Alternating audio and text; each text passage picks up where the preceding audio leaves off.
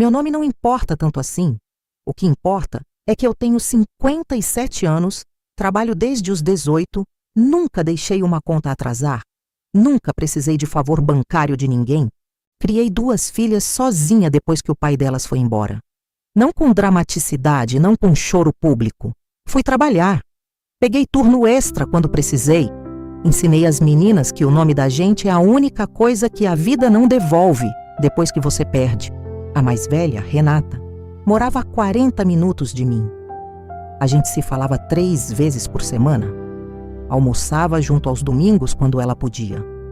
Eu sabia o nome do chefe dela, o da vizinha, a marca do shampoo que ela usava. Eu achava que eu sabia tudo o que precisava saber sobre minha filha. Numa terça de agosto, o carteiro tocou a campainha. Eu estava no quarto passando roupa. Desci sem pressa. Assinei o recibo sem olhar direito. Era um envelope pequeno, amarelado, com o logo de uma agência bancária que eu não reconhecia. Endereçado para mim, na minha casa, com o número de uma caixa postal que eu nunca abri na minha vida. Fiquei olhando para aquele envelope por uns 3 minutos em pé na calçada. Não abri na hora. Coloquei em cima da mesa da cozinha. Fui terminar de passar roupa. Fiz o almoço, comi sozinha, lavei a louça. E só quando sentei para tomar café à tarde, eu peguei o envelope de volta. Dentro tinha uma chave pequena, de metal, com uma etiqueta plastificada e uma folha dobrada ao meio com o brasão do banco.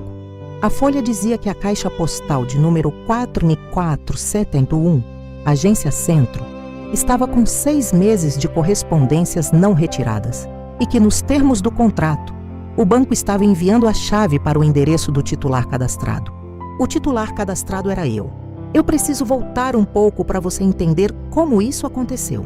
2 anos antes dessa chave chegar, a Renata tinha me ligado animada.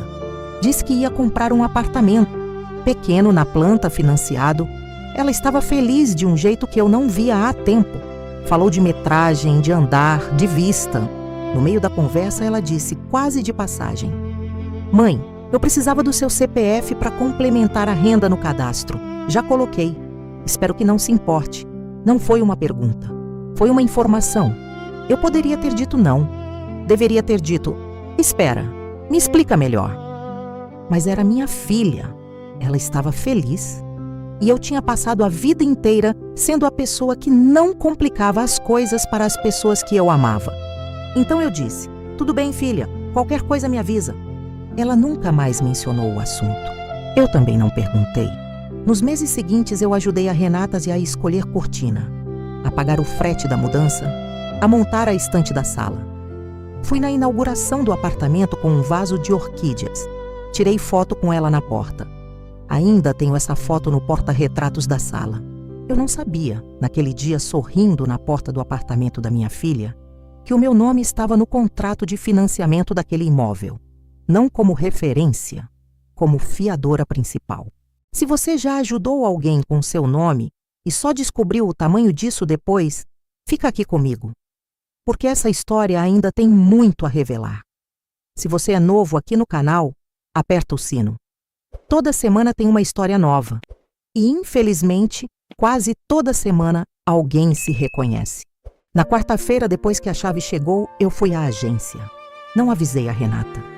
Não sei explicar direito por quê. Talvez porque alguma coisa dentro de mim já soubesse que, se eu avisasse, ela ia aparecer lá com uma explicação pronta. E eu precisava ouvir o banco primeiro. Cheguei às 9 da manhã.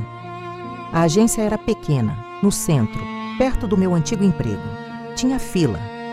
Esperei sentada, com a chave dentro da bolsa e a folha dobrada no bolso.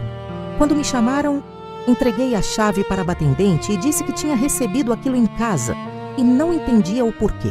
Ela digitou o número da caixa postal, olhou para a tela, depois olhou para mim. "A senhora é Neuza, 57 anos?" Eu disse que era. Ela chamou o supervisor. O supervisor era um homem de uns 40 anos, cabelo curto, óculos de grau. Ele veio com uma pasta fina. Sentou na cadeira ao lado da atendente e abriu a pasta devagar, como se estivesse comprando tempo. A senhora consta como fiadora solidária no contrato de financiamento imobiliário de número... E ele leu um número longo. Firmado há 2 anos e 3 meses. O contrato está em atraso há 8 meses. O valor total da inadimplência, somando juros e multa contratual, é de... Eu não ouvi o número. Minha cabeça já tinha travado na expressão fiadora solidária. Eu sabia o que era fiadora solidária. Eu tinha aprendido isso da pior forma possível aos 32 anos, quando uma amiga me pediu para assinar como fiadora num aluguel e depois sumiu. Levei 2 anos para limpar meu nome. Eu sabia exatamente o que aquilo significava. 8 meses, eu repeti para ter certeza. 8 meses, senhora. E as cartas? Estavam na caixa postal. 6 meses de correspondências, aviso de atraso, notificação extrajudicial, proposta de renegociação. Ele me entregou a pasta. Eram 11 envelopes. 11. Todos fechados. Todos com o meu nome. Eu saí do banco com a pasta embaixo do braço e fui sentar num banco de praça do lado de fora. Não chorei. Não consegui. Era um negócio mais fundo do que choro. Fiquei ali sentada, olhando para o movimento da rua. Uma mãe passou com um carrinho de bebê. Um casal de idosos atravessou de mãos dadas. Um menino correu atrás de um pombo.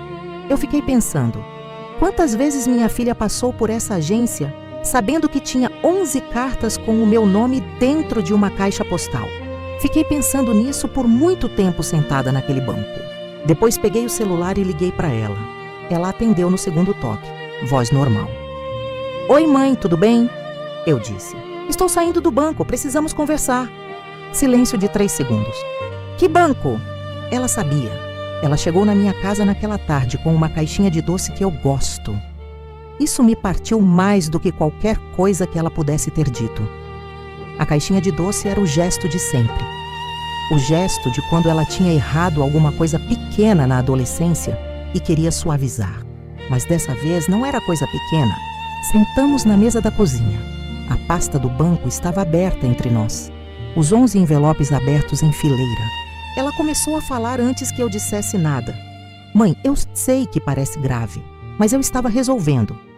Eu tinha um acordo com o banco que atrasou porque a empresa onde eu trabalho atrasou o bônus. Era provisório. Eu ouvi tudo sem interromper. Você ia me contar? Perguntei quando ela terminou. Ela olhou para a mesa. E a quando estivesse resolvido? 6 meses de cartas no meu nome, Renata. Eu mandei a chave de volta porque... Você mandou a chave de volta porque não queria que eu fosse buscar as cartas sozinha. Você queria ser você a me contar.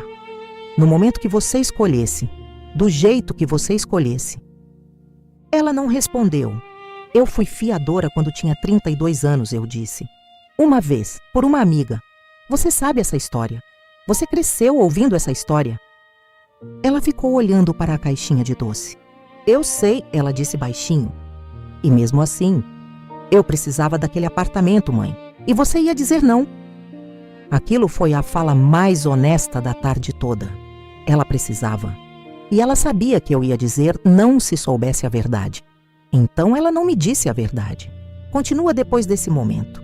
E o que eu decidi fazer vai surpreender algumas pessoas. Se você chegou até aqui, já sabe que esse canal não tem vingança fácil. Tem verdade. E a verdade às vezes custa mais caro do que a dívida. O valor da inadimplência era R$ 34.800. Eu tinha exatamente R$ 41.000 numa poupança que tinha construído em 12 anos de depósitos mensais de 300, 350, às vezes 400.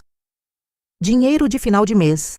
Dinheiro que sobrou de abrir mão de viagem, de troca de geladeira, de roupa nova.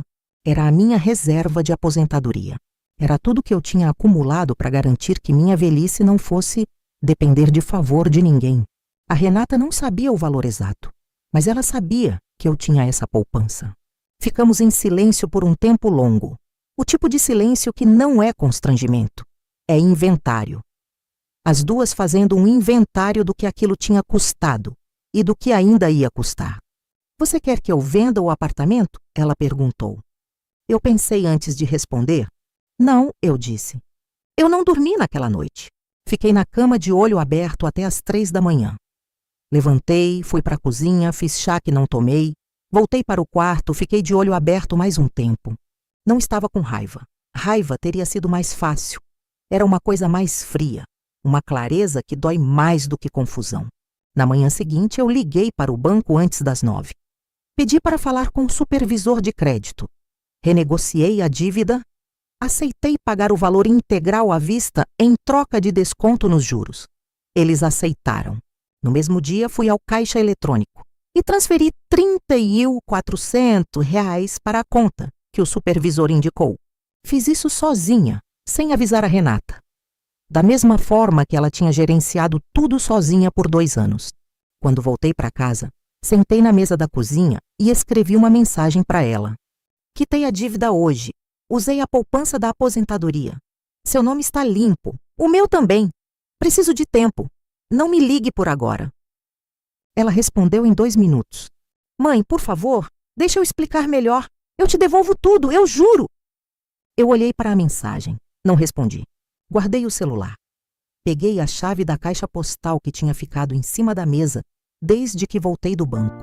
Coloquei dentro de um envelope pequeno, endereçado para o apartamento da Renata. Não escrevi nada, nenhuma palavra. Fechei o envelope, colei, fui ao correio. Postei a chave de volta para ela. Só a chave, da mesma forma que ela tinha me mandado. Eu soube quando saí dos correios que aquele gesto era as 2 coisas ao mesmo tempo. Uma resposta e uma despedida temporária.